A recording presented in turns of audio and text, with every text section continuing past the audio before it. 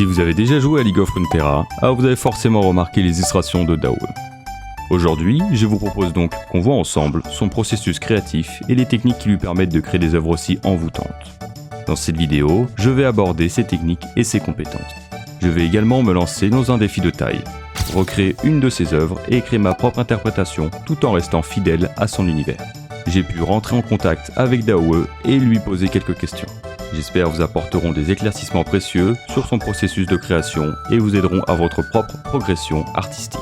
Préparez de quoi noter, on se lance dans l'analyse de son style unique et de ses compétences exceptionnelles.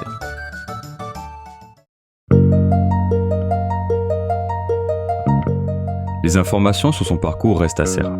On sait qu'il est vietnamien et qu'il est fondateur et SEO de Bubblecat, une entreprise dont le nom ironique renvoie surtout des images de chats sur Google. Ce qui est sûr, c'est son implication chez Riot, sur Runeterra et quelquefois sur Mobile Legends. Il n'y a aucune autre information sur son sujet.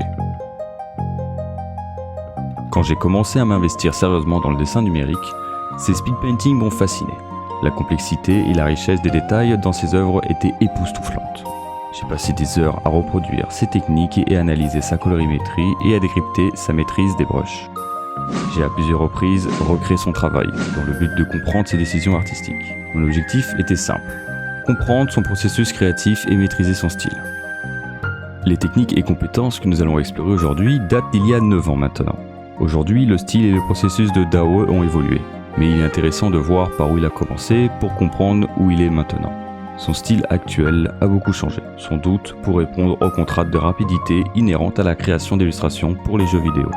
Si ce contenu vous plaît, n'hésitez pas à vous abonner, car je prévois une deuxième vidéo d'analyse sur le style actuel de Daoe.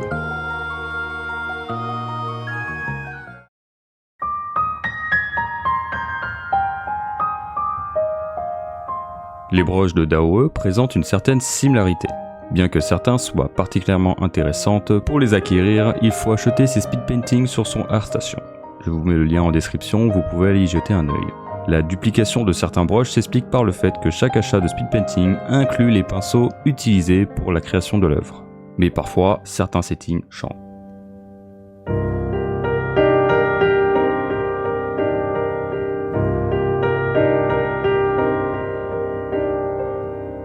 Ce brush polyvalent est un outil principal, utilisé pour tout, line art, sketch, rendu.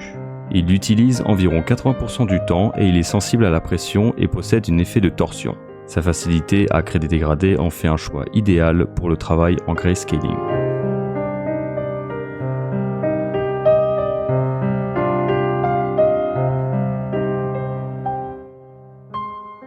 Ce brush particulier se distingue par sa texture pointillée. Il offre un effet de décalage à chaque pression. Il est conçu pour être utilisé avec l'outil pinceau mélangeur et non avec le pinceau traditionnel. Sa fonction principale est de mélanger les couleurs tout en les adoucissant, créant ainsi des transitions harmonieuses.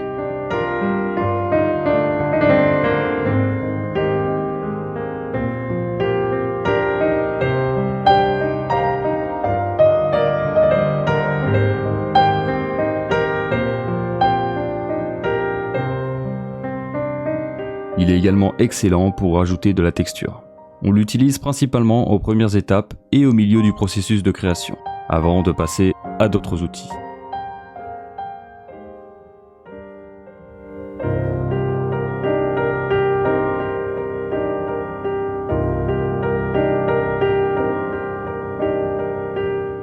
Ce brush est probablement le plus intéressant de tous. Sa forme et sa fonction le rendent unique. Il est à l'origine de nombreuses textures et de détails, utilisés pour les cheveux, la peau, le métal, les vêtements, les ornements, bref, pour ajouter du détail à n'importe quelle matière. Utilisé en combinaison avec d'autres brushes rend le résultat vraiment excellent.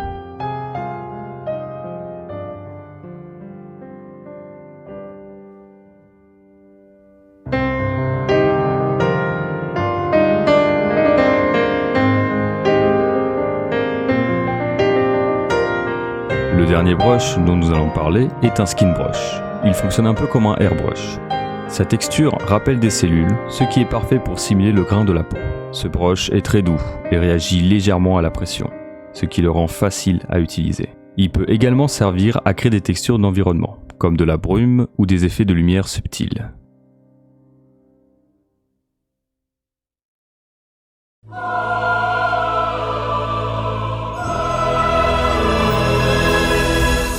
Ma première question était, dans les premières œuvres, vous avez fait du grayscaling et vous avez ajouté plusieurs couches de couleurs que vous avez masquées ensuite, pourquoi procéder ainsi? Et il m'a répondu, j'ai toujours envie d'expérimenter différentes approches du dessin. Chaque méthode a ses avantages. Pour le premier tableau de Defani, l'accent a été mis sur une bonne maîtrise des valeurs, de la composition et une maîtrise rapide de la lumière. J'avais prévu d'utiliser des couleurs neutres et pas trop vives, afin de pouvoir le coloriser facilement à partir d'une image en noir et blanc. De plus, le tableau avait déjà été esquissé au crayon sur papier. Je voulais donc réaliser une peinture rapide sans avoir à refaire le croquis dans Photoshop. Jusqu'à présent, j'ai toujours suivi ce processus, sketching, grayscaling, puis rendering. Je dois dire que je suis très satisfait de cette méthode. Le travail en grayscaling poussé à fond permet une réelle compréhension de la composition et des formes, un aspect fondamental pour la réussite de l'œuvre. La technique de coloration est également très intéressante. L'utilisation des courbes ou de la balance des couleurs permet de conserver le travail en grayscaling et permet d'obtenir rapidement des couleurs. Observez comment il utilise ses brushes, comment il unifie les valeurs et les couleurs. Il maîtrise chacun de ces outils et cet exemple démontre qu'il n'est pas nécessaire d'avoir 1000 brushes. Savoir les utiliser est la clé. Je vous laisse avec quelques images pour illustrer ces techniques.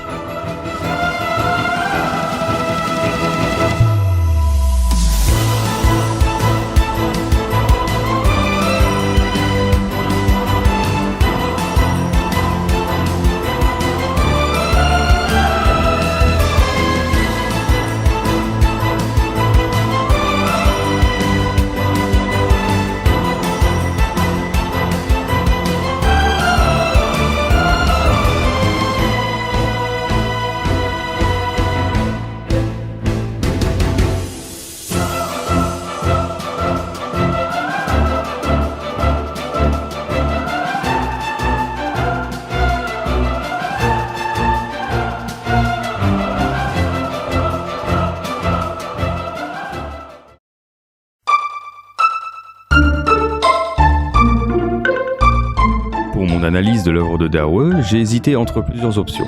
La première était Mineko, un personnage fascinant autour duquel il a bâti tout un univers narratif. La seconde était Keisai, et la troisième, T2, dont je dois avouer ignorer la signification exacte. Finalement, j'ai choisi T2. Cela fait maintenant 1 an que j'essaie de reproduire cette œuvre, sans succès jusqu'à présent. Elle présente de nombreux éléments, notamment une scène de combat très dynamique. Cependant, ce qui m'a particulièrement interpellé et que je souhaitais étudier, ce sont les effets de mouvement présents en bas de l'image. Nous allons faire un petit jeu. Arrivez-vous à voir les différents brushes qui sont utilisés dans ces 3 illustrations ?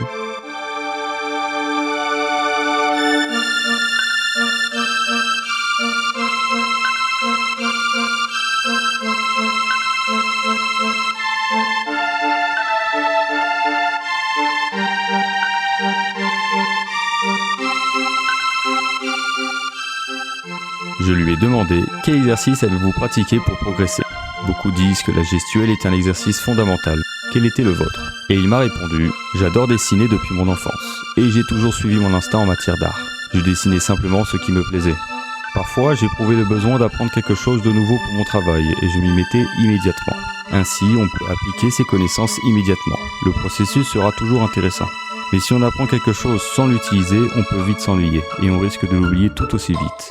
Ne vous mettez pas dans une situation difficile, comme celle de devoir respecter une échéance pour une tâche dont vous n'êtes pas sûr. Et je partage entièrement son avis. Mes études sont souvent directement liées à mes illustrations. En revanche, des études sans lien avec votre projet artistique risquent de vous faire perdre du temps et de ne pas vous servir. Prenez votre temps, évitez la pression. Ne vous fixez pas des objectifs irréalisables, comme créer ma meilleure œuvre en 1 semaine, et contre-productif. L'essentiel est de créer ce que vous aimez.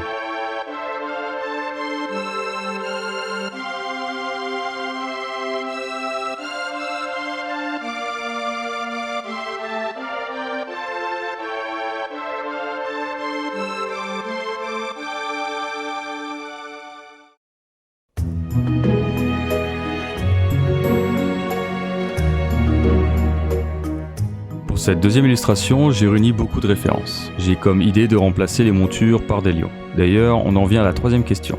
Quelle a été votre inspiration pour créer vos personnages? Utilisez-vous des références?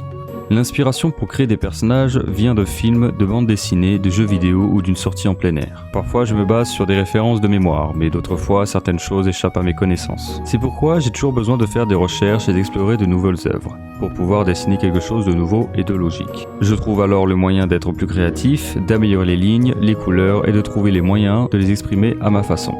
Il ne cite pas explicitement ces références. Pour ma part, j'en utilise constamment. Pour les poses, la lumière par exemple. J'ai des références pour tous les éléments que je souhaite intégrer dans l'illustration. Si vous explorez son portfolio, vous constaterez que sa dernière création remonte il y a 9 ans, et son niveau était déjà exceptionnel. Je suppose qu'avec tant d'années d'expérience, il peut se passer des références plus souvent, sauf pour des éléments très spécifiques. Nous arrivons à la dernière question. Quel exercice donneriez-vous à quelqu'un qui veut progresser à n'importe quel niveau? Pour tous les amateurs d'art, quel que soit leur niveau, continuez à dessiner. L'importance est de reconnaître vos points forts et vos points faibles. Vous pouvez apprendre seul ou suivre des cours, selon vos préférences. Efforcez-vous simplement de progresser un peu chaque jour. C'est tout. Et surtout, ne perdez jamais le plaisir de dessiner. Absolument, je partage cet avis. Après 2 ans de pratique quotidienne, avec 2 à 5 heures consacrées au dessin chaque jour, j'ai pu constater que ma progression était rapide. La constance est parfois difficile à maintenir et c'est pourquoi je vous encourage vivement de vous concentrer uniquement sur ce qui vous plaît. De cette manière, le plaisir sera toujours présent et vous motivera à continuer. J'ai beaucoup apprécié cette étude et j'envisage de poursuivre sur cette lancée avec les 2 autres illustrations mentionnées. J'ai identifié des points d'amélioration en colorimétrie et valeur, mais je sens une nette progression dans la maîtrise des brushes et de leur utilisation. Cette vidéo est plus complète que la précédente et je l'espère qu'elle vous sera également utile. Un serveur Discord est disponible pour échanger et partager nos connaissances. Mon souhait est de créer un serveur communautaire dédié aux arts. Un espace où chacun pourra partager ses créations et progresser. J'essaierai d'être le plus présent possible et d'aider quand je le pourrai. Le lien est en description. Enfin, partagez-moi vos artistes préférés en commentaire. Peut-être en ferai-je une analyse.